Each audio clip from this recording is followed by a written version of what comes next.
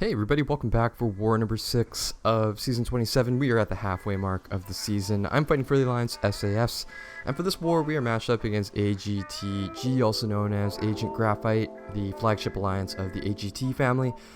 As of now, they are ranked number 4 overall in the Masters bracket, and we are sitting at rank number 11, so I think we're coming in as a bit of an underdog here, but with the current state of war, anybody can beat anybody, so gonna put our head down and see what happens for this war. We have 4 fights. We are starting off on path 2 in section 1, where we have a Mole Man and a Weapon X. The Weapon X, I'm pretty comfortable fighting that one. We fought it a few times last season.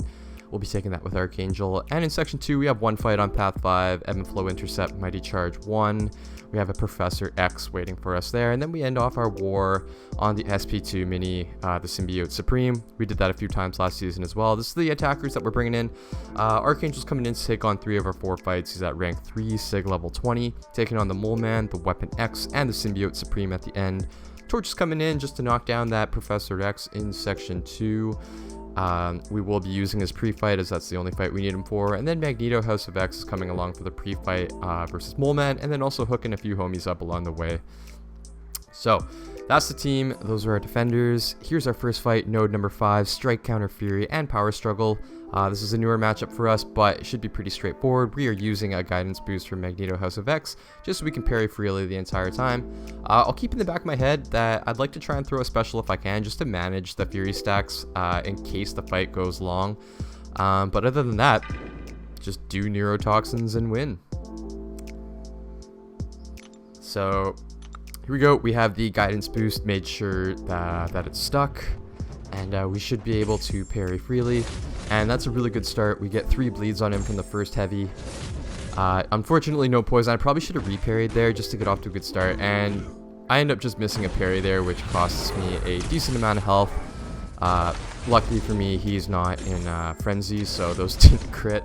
I would have been in danger if those did a lot more damage, but we're in a good spot.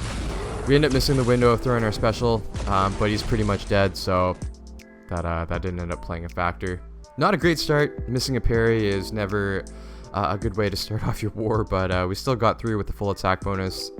Node 14, Strike, Counter, Fury, and Brute Force, a Weapon X. We've seen this a decent amount. Pretty good matchup for Archangel, really.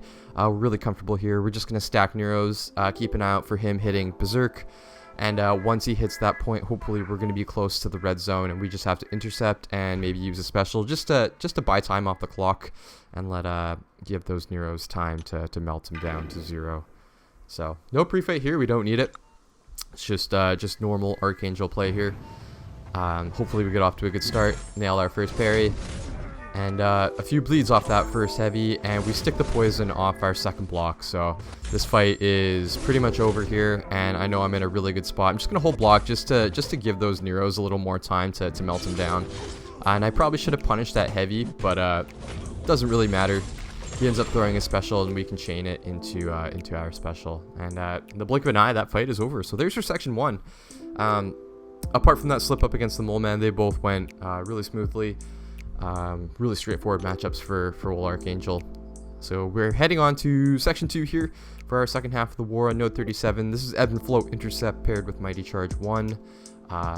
Professor X is the defender here. He is unduped, so I don't really have to worry about him naturally gaining channeling charges. I am using Flame on here. This is the only fight that I need Torch for, and apart from that, it's just nail your intercept, get your damage in, beta special, and then repeat, and hopefully 1 or 2 cycles is enough to knock him down. But here we go. I'm going to take a bunch of blocked hits just to build smolders, bait heavies. That's how I'm going to get my openings. We can't parry because of Mighty Charge 1, but really no worries. It plays such a small part of the matchup anyways. This matchup should go by very quickly. So you can see we got the intercept off the start, so we got a good chunk of damage in.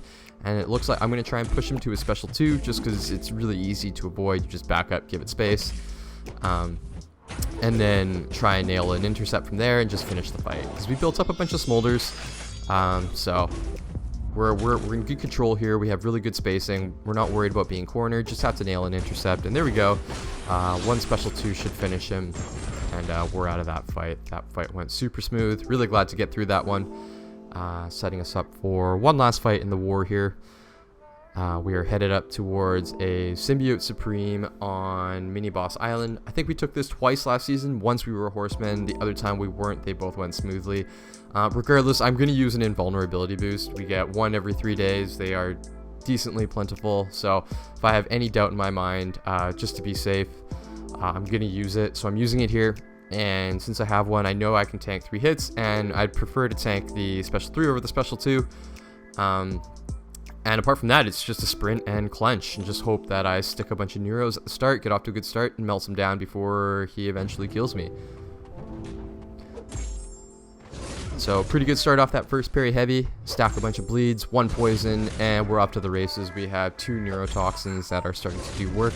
But as you can see, his power bar is kind of acting as a soft timer on the fight.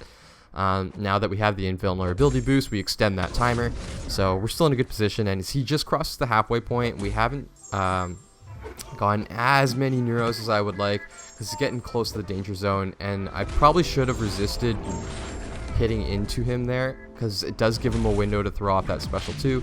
No worries though, invulnerability boost comes in clutch, and at this point I just know I need to buy time, stack maybe 1 more Neuro, or just buy enough time to let that 1 Neuro finish him off, which I do. We get to a special 1, that's enough to buy me enough time, and we get through that. So really thankful I used the invulnerability boost. Turns out it was a good decision. Good way to just secure all 3 attack bonuses, because at this point the war was we were in control, but you never know.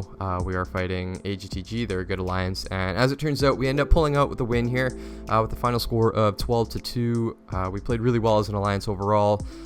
My battle group 3, we ended up getting the donut. That's our 2nd donut of the season, so good work, fellas. Hopefully we can build on the momentum for the second half of the season, but as of now, we'll take this 2-day break to recharge the batteries.